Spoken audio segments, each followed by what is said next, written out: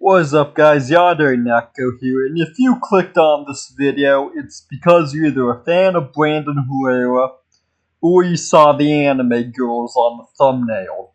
Either way, you're welcome here. I'm WW2, and today we'll be reacting to American Machine Guns of World War II by Brandon Herrera.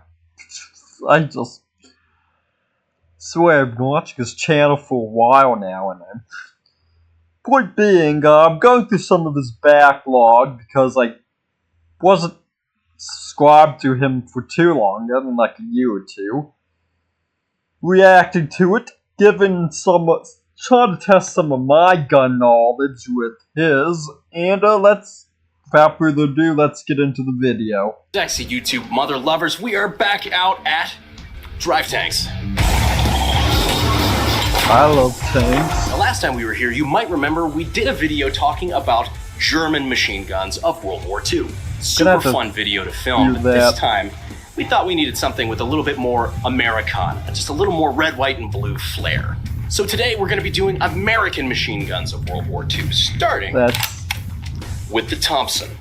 So the model 1928 Thompson is an open bolt. Wait, I want to test my knowledge. I believe it was made in the 1920s just because of its association with Prohibition and the Mafia. Served all the way through World War II, and I believe there was three main reasons it was phased out.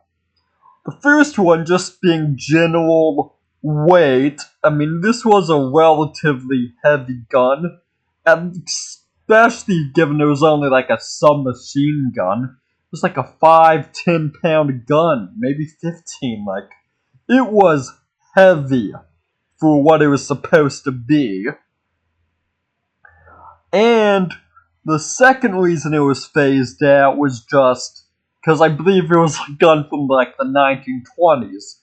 People don't realize this, but the gap between the 1920s and the 1940s was massive in terms of firearm technology. SMGs were more reliable. We started seeing automatic rifles like the Sturmgewehr, the STG-44. I don't know German. Point being, we've seen, and the third reason that's often passed around, although I'm not sure how much I buy it, is that it was sort of associated with mafia and gang activity. I'm not really sure how much I buy. Well, I know it was definitely associated with it, but I don't think that's why they phased it out. It was probably more accurately just that it was a heavy, outdated firearm.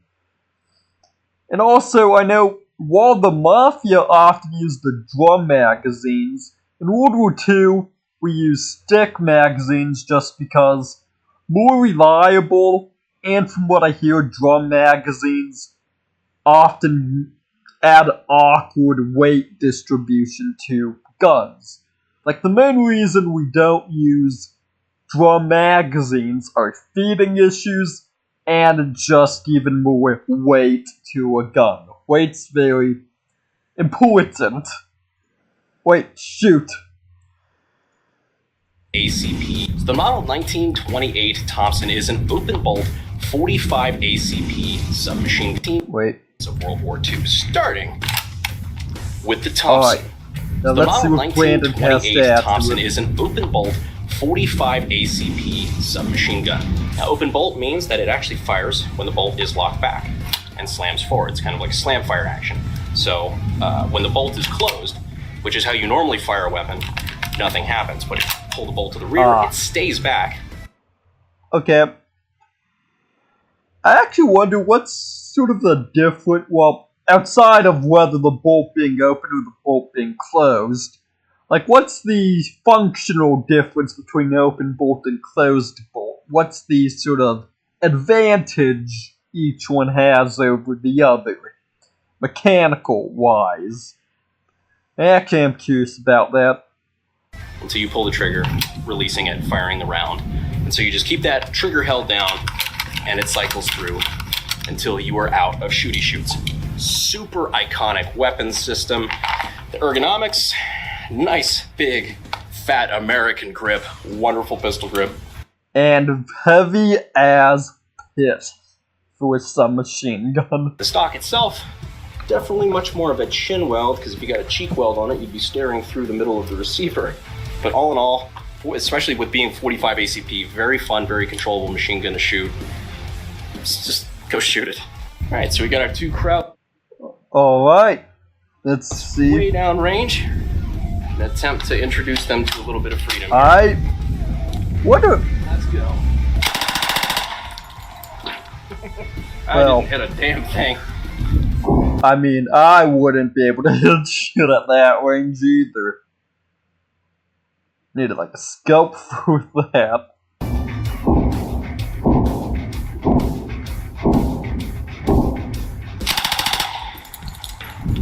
That gun is a lot of fun.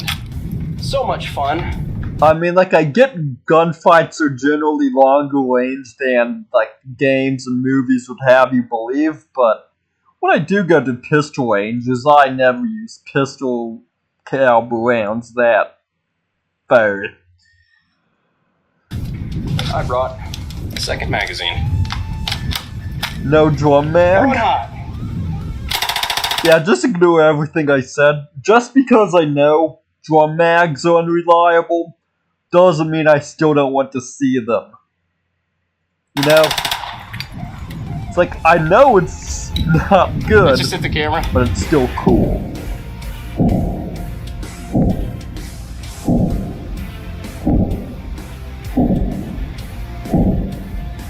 Real quick, we want to give a thank you to the people who brought us out to drive tanks in the first place to be able to film this video. That's War Planet Online. War Planet Online is a strategy game with a military base building element and 3D graphics. Players from all over the world can get together. I actually wonder if any of the discount codes would still work in a 4-year-old video. Tactics and coordinate their attacks. All the action in this game takes place on an accurately depicted world map, and all the units like tanks and helicopters are inspired by real-life military units. It's a really cool and watch how it doesn't run like that. Challenging strategy game. So if you're and really it's into a 4-year-old sponsor. I think I can. then this is the game for you. Dunk we really on appreciate it. them helping us make this video possible, and they're willing to give you 3,000 tanks if you sign up using the link in the description and in the pinned comment. No, All thought out. It's a 4-year-old sponsor, okay? I really don't think he's still making money off of that. Machine gun. Next up on our list, let's move to something that absolutely isn't. The M3 grease gun. No. Okay, quick knowledge test on this. Made during World War II as just like a cheap, mass-producible submachine gun for the United States. Funny enough, for the longest time, I thought it was chambered in 9mm, just because I guess, like, games always portray it as a, like, weaker version of the Thompson, you know, it's the Call of Duty problem. You have 10 different guns chambered in 5.56, yet they all have, like, different damage numbers for some reason. But no, if the Sten was the quintessential, we need something cheap and mass-producible, the grease gun would be the American version of the Sten. And it is, knowing now, properly chambered in 45 ACP, because, yeah, it would make no sense for an American gun to be using a German caliber at that time. I'm honestly embarrassed that I always thought it was chambered in 9. I hope I'm recording, because I'd be real embarrassed if I wasn't. Just been like talking to... Okay, good. That's an open bolt direct blowback 45 ACP submachine gun, except as you can tell, this one was kind of made on the cheap. Whole body of the gun is basically stamped sheet metal all welded together. Cheek weld is non-existent. Sights are present. Grip ergonomics, yes. This one doesn't even... Well, if there's one thing I can say, it's nicer than a Sten. There's gonna be like some Sten fan, all like 2 viewers. That's gonna be so mad that I trash talked the Sten. Even have a charging handle. In fact, you just open the dust cover and you stick a finger in, and that is your charging handle. So, it's a very simple gun. I, for one, love these little pieces of shit because my great-grandfather carried one in the Pacific and always talked about how great these things were. Cool. So, my grandfather was also in the Pacific, but he was in the Navy, so... I like him. But, got a little bit of ammo for it, so let's go shoot it. Alright, get some.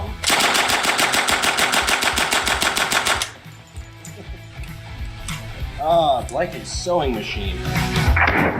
No, this is just beautiful. Like, in a lot of his newer videos, he goes more into the guts of the gun, how they work, which I enjoy, but there's just something about this, for lack of a better word, gun porn, that is just so nice. Really beautiful.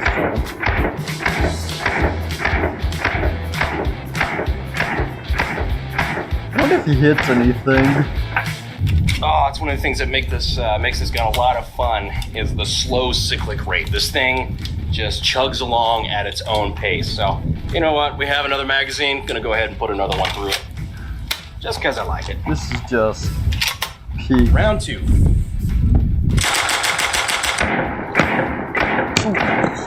It fell out.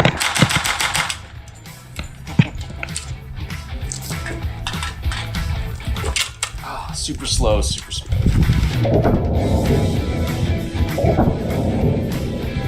Second. Do I have like any... I feel really weird if I had some... Okay, good. Just making sure I didn't like toggle any of my emotes without me realizing. That would be embarrassing. Just going through the whole video with like a crying guy's emote.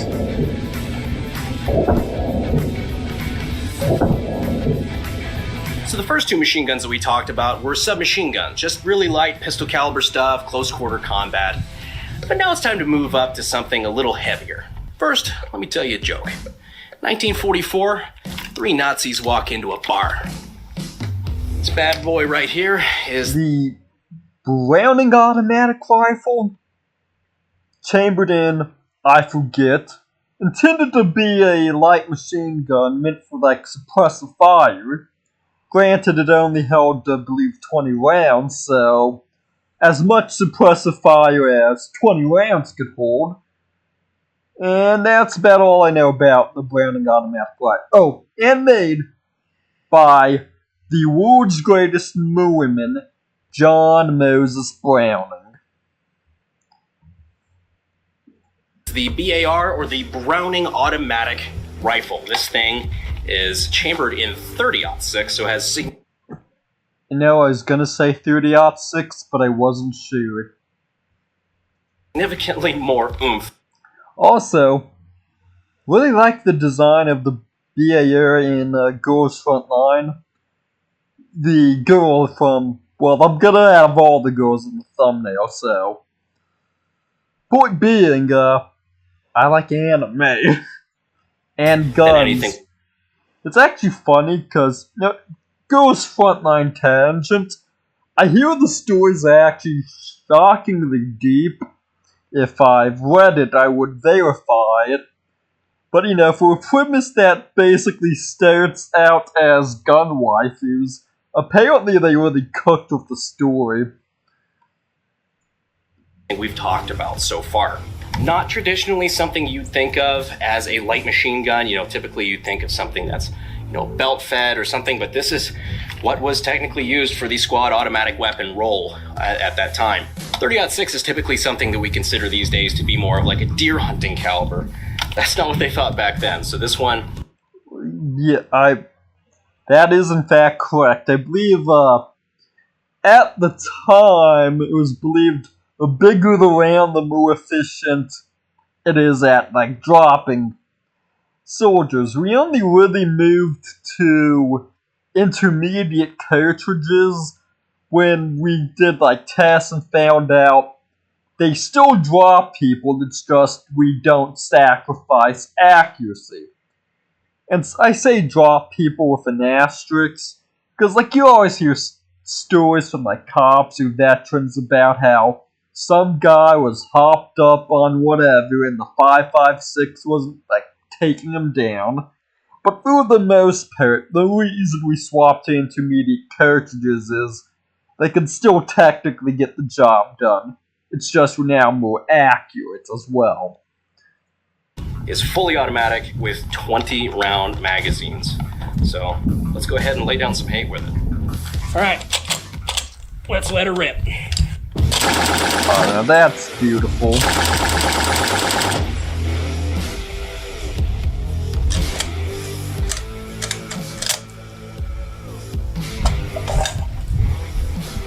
That is a lot of fun. See, like, this is just peak aesthetic right here. That'd be even more fun if we shot it standing. Alright. I don't ever think I've actually shot 30-06 before. Shot a lot of pistol rounds. It took me for a little bit. Definitely shot 5.56 before, shot 45 before, 380 before, 38 before, I want to say 357 before, shot 9 before. In fact, I believe the first round I ever shot was 22 when I was real little. Honestly looked like a hand cannon compared to my 5-year-old arms, but yeah, I don't actually think I've ever shot a 30-06 before. That's... Alright. Yeah. 22, 38, 380, 45, no, 357. Yeah, never shot a 30-06. Not too shabby. Barrel's probably getting toasty. Also, I believe I've shot 14 and 12 gauge as well. So as we keep moving up the list, the next machine gun you might be thinking of is this right here. This is the 1919 30 caliber machine gun. But why would we waste time talking about this when we could just move straight to its bigger brother? Ooh, if you play Girls Front Line, the big mommy milkers. Seriously, I'm pretty sure, like, for character art, it's just straight jugs. The mommy dummy of machine guns. So this is the M2 heavy machine gun, probably the iconic heavy machine gun the Americans had during World War II. This is a fully automatic 50 BMG big boy. And still used today, I believe. We put them on planes, we put them on boats, we put them on tanks, we put them on jeeps. If we could figure out a way to have people carry them, we probably would put them on people as well. It's another great design by John Moses Browning that made it to the list. I guess another tangent with Ghost Front Line. Like, there's always a joke about the community where it's like, how does this outfit help with tactical, like, it's like, how is this outfit tactical? And it's like, wait, it's supposed to be tactical? I don't know. Just look at the thumbnail, you'll know what design I'm talking about. And now we're going to shoot it. Now that we have the belt loaded, discharge it. And we are live. In 3, 2, 1.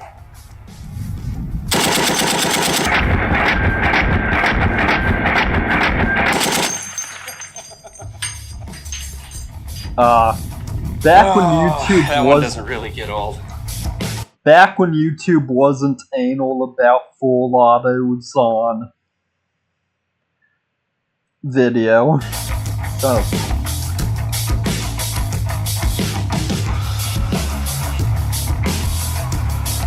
That is just automatic freedom right there. That was a lot of fun. And just a reminder, everything that I did today, you guys can actually do at Drive Tags.